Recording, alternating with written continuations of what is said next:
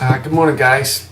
I'm making a video response to MrBit's video, which for me it's a big honour to be making a video response to MrBit in any case, because most of his videos are out of my ballpark. You know, they're far too intelligent really to be for me to be making video responses to. But it's funny actually, because the video response that I'm making about to MrBit, his video, go and watch his video first of all before you watch this one. But it's funny because I was thinking this morning about making a video on a similar subject to that, so that, you know, this ties in really well, because then I'm able to make the response to MrBit. But MrBit's video is about the magic of Mac. You'll have to bear with me a little bit, because I was able to take the kids to school this morning because Vicky was with us, so I'm in quite a lot of pain. But I really want to make this video because it's important to me. Well, it's not important, but you know, it's like I said, it's an honour to be able to make one video response to MrBit. Anyway, MrBit makes it. Also, what I've bought something from PC World this morning, and I'll be making an unboxing video after this.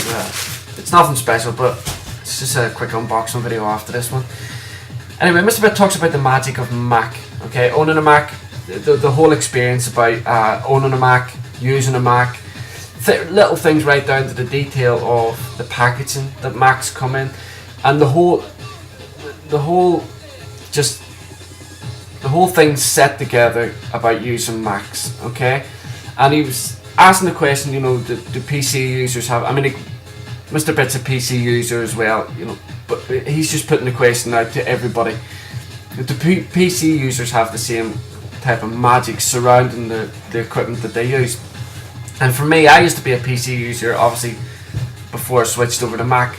And I can say that when I was using PCs and stuff like that, there was no magic surrounding it. I didn't care where I bought it from, so long as it was new and it worked, and I looked at the spec and stuff, what have you, and it was going to do what I wanted it to do. That's all that mattered. As soon as I opened the laptop, took it out of the box was squished and it was put in the bin. That was it, end of the story. Whereas now, when I buy a Mac or something like that, I mean, like, I keep all the packaging of my Macs.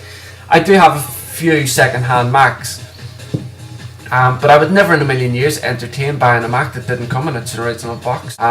And I have to make sure, 100% sure, that when I buy a second-hand Mac, that there's a returns policy on it, because if there's scratches or anything they got on it, if it doesn't look good, if there's a tiny dead pixel on the screen or something like that, it's going straight back. There has, you know, these products are perfection in themselves, and when you buy it, it kind of, you know, it has to resemble that. Hence all the products that are about now for protecting them. Another thing MrBit talks on is, you know, where do you buy your Mac products? Does it matter where you buy your products from as well? And for me it does. Now, I don't have a walk-in Apple store close to me. I live in Durham. The closest store to me is a place called Sheffield, which is about 2.5 hour drive away. But even at that, it's a small store. So rather than me walking across the road to PC World, which is literally like a, you know, it's a 2-second drive really, or a 10-minute walk, rather than me going across there and buying like a new MacBook, I would never entertain the idea of doing that.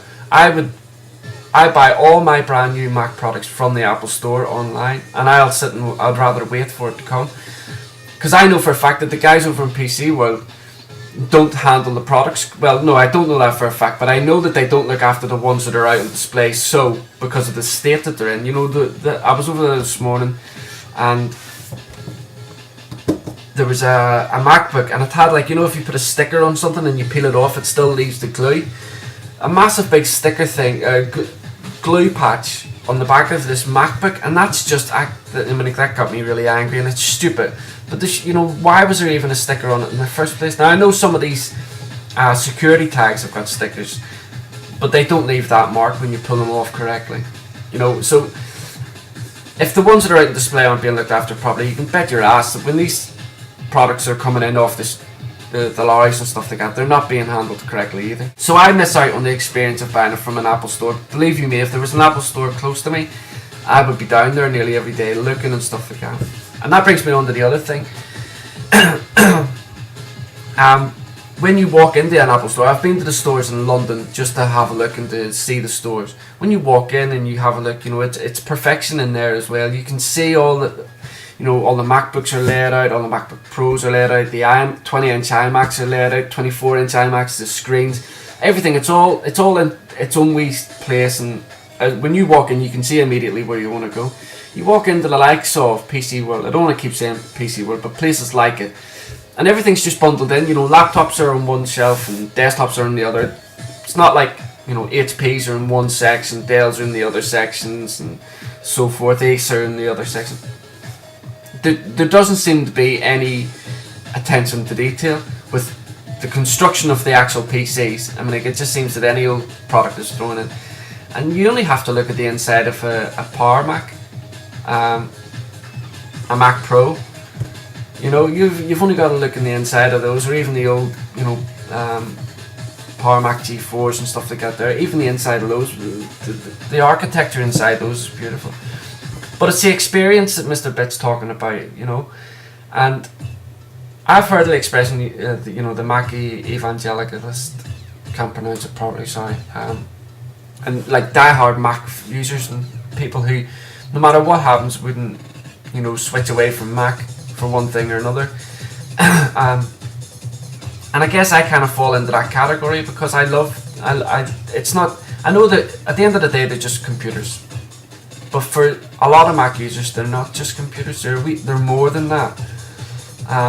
And I personally can't pinpoint what it is, but I just know that when I buy a brand new Mac product, the whole opening of the Mac product is an experience. And it's one that's hard to explain unless you've done it yourself. But then again, that brings me on to what I was going to make my video about, which is when I first got into Macs, there wasn't a lot of people using Macs, and when you first got in, you kind of felt part of an exclusive club. Probably more so to people like MrBit and Alfred, who have been around Macs since, you know, the beginning. But for me, you know, I got into Macs around about the iBook G3 mark type of thing, and even back then, you felt like you were part of an exclusive club. Whereas now, Apple has got so big, their products are, you know, they've got a much wider range in products, and I just wonder now, the Mac users, I know sometimes I do, and it's stupid, you know, you don't feel part of this exclusive little club anymore. It seems to be now, it's opened up, it's exploded now, everybody wants a bit of it.